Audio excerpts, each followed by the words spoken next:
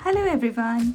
क्या आप इंग्लैंड में रहते हुए वेस्ट अफ्रीका या साउथ ईस्ट एशिया के ट्रॉपिकल रेन फॉरेस्ट में घूमना चाहते हैं या स्पेन के मेडिटरेनियन क्लाइमेट की फील लेना चाहते हैं तो you must visit the Eden project in Cornwall. ये वर्ल्ड का सेकेंड लार्जेस्ट ग्रीन हाउस है। ग्रीन हाउस में आप टेम्परेचर और ह्यूमिडिटी आर्टिफिशियली कंट्रोल कर सकते हैं, इसीलिए आप दुनिया के किसी भी रीजन के प्लांट्स और ट्रीज वहाँ उगा सकते हैं। Eden Project in Cornwall is the most visited tourist destination in this area. This is built for educational and environmental mission. इसका मेन एम है बच्चों को, बड़ों को, यंग एडल्ट्स को, बूढ़ों को, हर उम्र के लोगों को अवेयर करवाना about the relationship between people and their natural world. ये प्रोजेक्ट 2001 में ओपन हुआ और इसकी टोटल कॉस्ट थी 141 मिलियन पाउंड्स।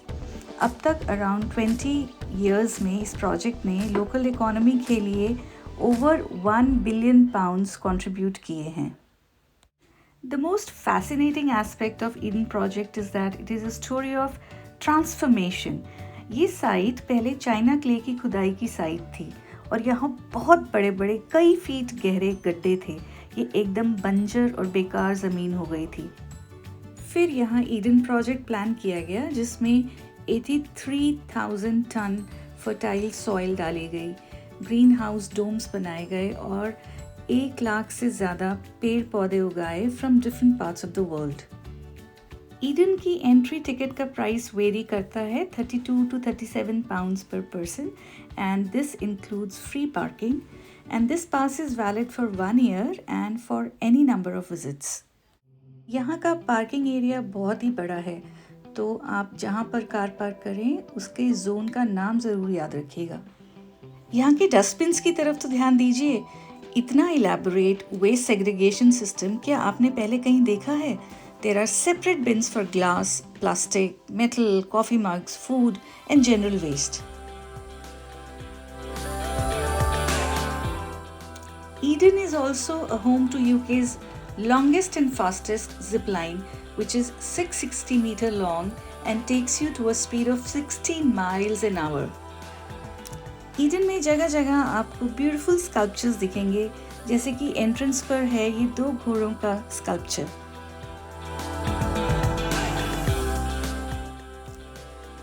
यहाँ शुरुआत में ही एक बड़ी सी गिफ्ट शॉप है और सबसे अच्छी बात है इस शॉप में majority of products locally made हैं। यहाँ पे लोकल प्रोड्यूस और लोकल इंडस्ट्री को बहुत इनकरेज किया जाता है।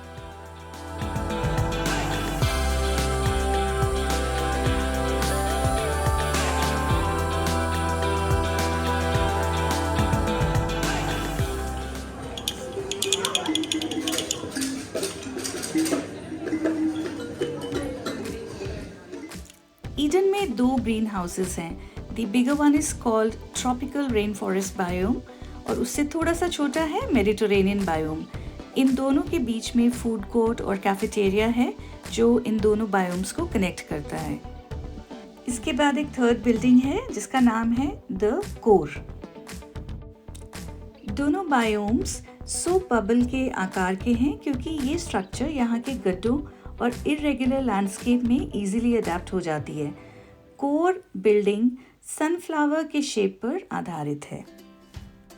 ये बायोम्स हेक्सागोनल स्टील फ्रेम के बने हुए हैं और ये फ्रेम्स कवर्ड किए गए हैं ETFE की 3 लेयर्स से। लेयरिंग की वजह से बायोम्स का टेम्परेचर और ह्यूमिडिटी मेंटेन किया जा सकता है। कोर बिल्डिंग की रूफ पर सोलर हीटिंग पैनल है which helps in self-sustainability. हमने अपना टूर स्टार्ट किया फ्रॉम द कोर, जहाँ द इनविजिबल वर्ल्ड नामक एग्जीबिशन है। यहाँ अलग अलग स्कल्पचर्स और डिस्प्लेज से ये बताया गया है कि हमारे चारों तरफ हवा, पानी, मिट्टी और इनफैक्ट हमारे बॉडी में भी millions of bacteria and micro organisms हैं जो कि हेल्दी हैं और ये हमारे सर्वाइवल के लिए कितने ज़रूरी हैं, चाहे हम इन्हें देख नहीं पाते।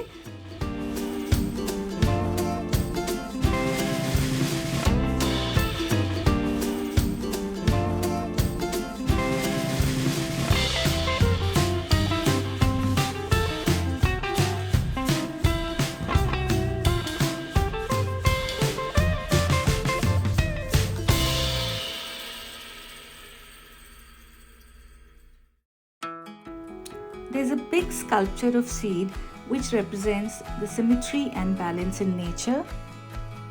This is Infinity Blue. ये 9 मीटर लंबा एक breathing sculpture है जो vapor rings छोड़ता है. This is dedicated to cyanobacteria which evolved 3 billion years ago and it produced oxygen for the first time on the planet Earth, and that's how life on Earth could begin. जैसा कि मैंने आपको पहले बताया, ये एक सेल्फ सस्टेनिंग प्रोजेक्ट है. यहाँ का 80% water for consumption of plants and humans is derived from water harvesting. क्योंकि आज बारिश हो रही है तो आप देख सकते हैं कि कितनी beautifully rain water is being collected and it will be used. Another lovely sculpture of a butterfly.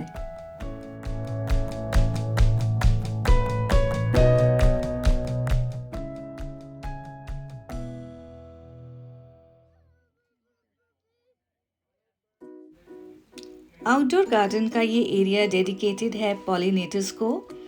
Pollinators like butterfly, bumble B and other insects. यहाँ साल भर अकॉर्डिंग टू डिफरेंट सीजन्स अलग अलग फ्लावर्स लगाए जाते हैं जो पॉलिनेटर्स को अट्रैक्ट करते हैं.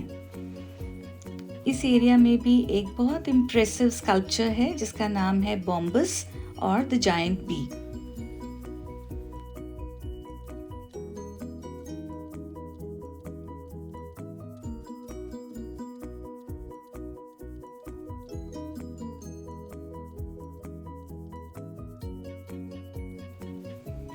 This is another sculpture known as To Employ the Mistress. It's basically a marble fountain and it's a French top thing.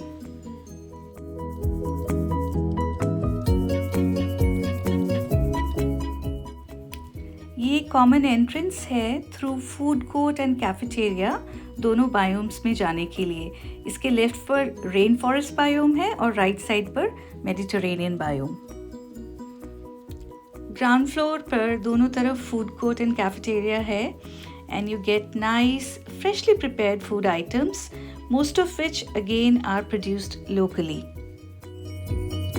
हमने पहले मेडिटरेनियन बायोम देखने का प्लान किया.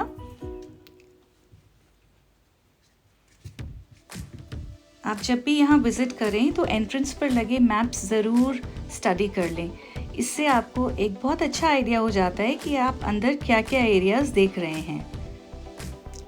To my surprise, Mediterranean climate सिर्फ Europe में ही नहीं बल्कि parts of California, South Africa, South West Australia और इवन चिली में भी है. This was absolutely new piece of information for me. अगर आप यहाँ विजिट कर रहे हैं तो आप कैंडिड ऐप भी डाउनलोड कर सकते हैं. इसमें ईडन प्रोजेक्ट का पूरा ऑडियो टूर है and that makes you understand the project in a much better way.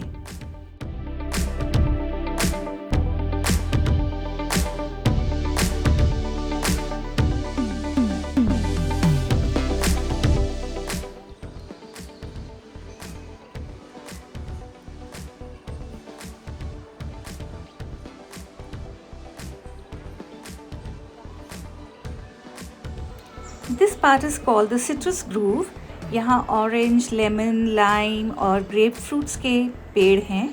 इसके चारों तरफ एक भीनी भीनी सी सिट्रस सेंट भी आप महसूस कर सकते हैं और बैकड्रॉप में चिड़ियों की चहचहाहट पूरे माहौल को बेहद ही नेचुरल फील दे रही है.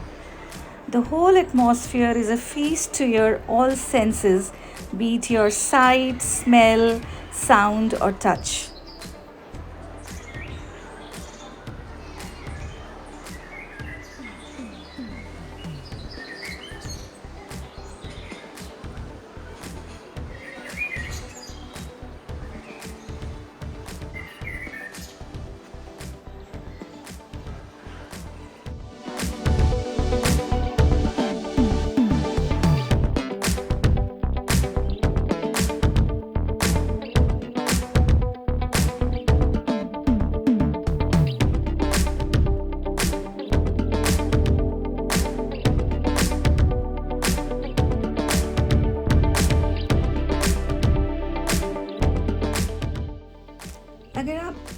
रिलैक्स्ड एंड रिफ्रेश फील करना चाहते हैं तो चंपी तो नहीं लेकिन एक बेहतरीन बैक मसाज ज़रूर ले सकते हैं।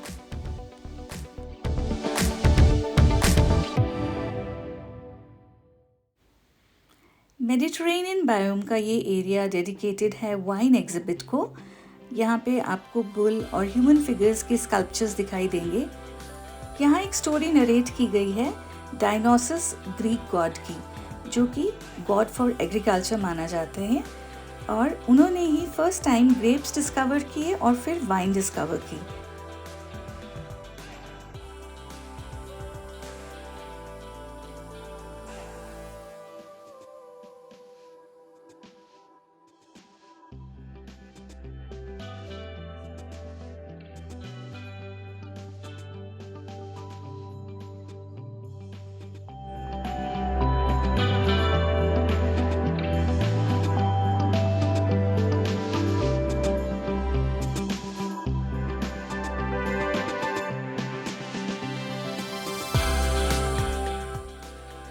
ट्रॉपिकल रेन फॉरेस्ट बायोम में जाने से पहले we had delicious locally produced ice cream cons.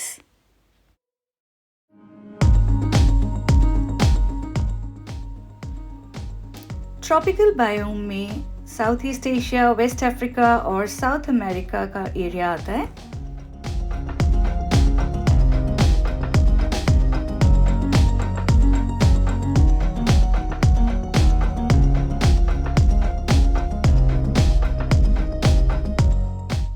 इस बायोम में एंटर करने पर आपको टेम्परेचर चेंज का एहसास होता है और आप महसूस कर पाते हैं इसकी रिच अर्दी सेंट और ह्यूमिड एयर को।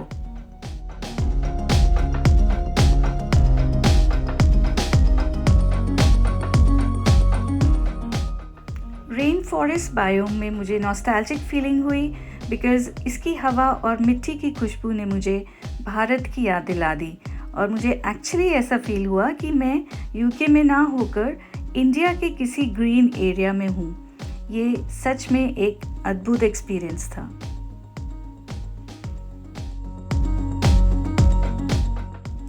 Beautiful bougainvillea in full Bloom, वो पानी और झरने की आवाज़।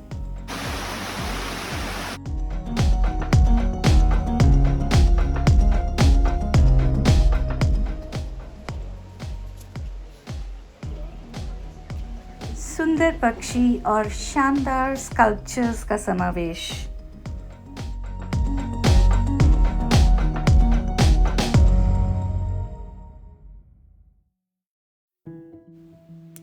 कैनपी वॉक वाला एरिया बहुत ही इंफॉर्मेटिव और एंगेजिंग है। यहाँ पे आप ब्रिजेस के सहारे ऑलमोस्ट 20 मीटर्स की हाइट तक पहुँचकर बहुत खूबसूरत नज़ारे अनुभव करते हैं। आप बड़े बड़े वृक्षों के ऑलमोस्ट टॉप मोस्ट एरियाज़ को अपने बहुत नज़दीक से देख सकते हैं, उन्हें छू सकते हैं, और रास्ते में आपको बहुत सारे डिस्प्लेज मिलेंगे जो आपको एजुकेट करते हैं about the importance of the tropical rain forest. इस एरिया में वॉबली ब्रिज को क्रॉस करना भी एक बहुत ही एक्साइटिंग एक्सपीरियंस है।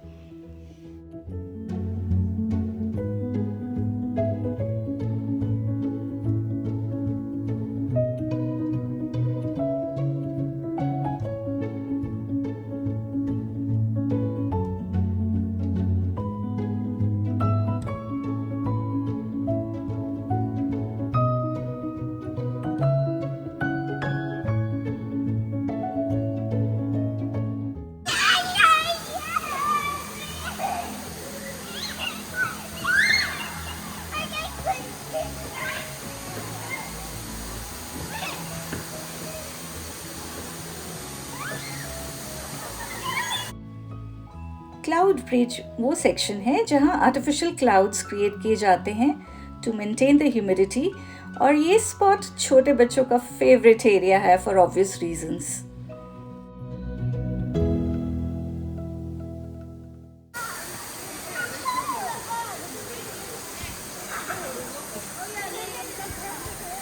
रेन फॉरेस्ट लुकआउट मेरा सबसे फेवरेट पार्ट है इस बायोम का।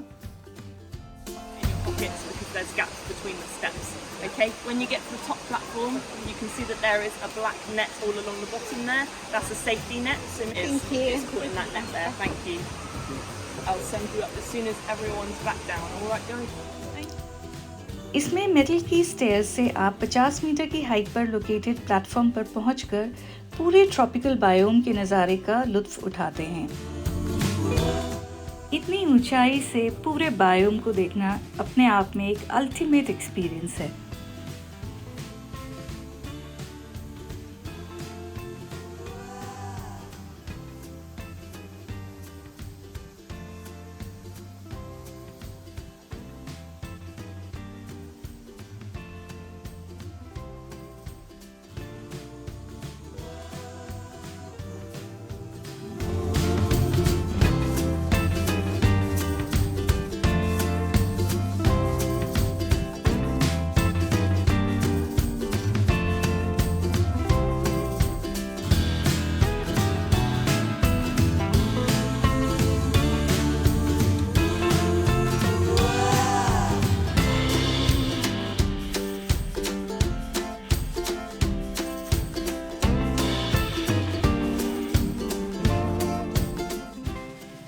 और हम फिर से आउटडोर गार्डन में आ गए और ये सामने ऑडिटोरियम की बिल्डिंग है।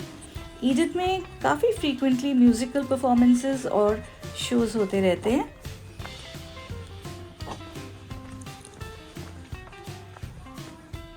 तो कैसा लगा आपको ये वीडियो? अगर अच्छा लगा तो please like, share and subscribe. Thank you so much and see you soon.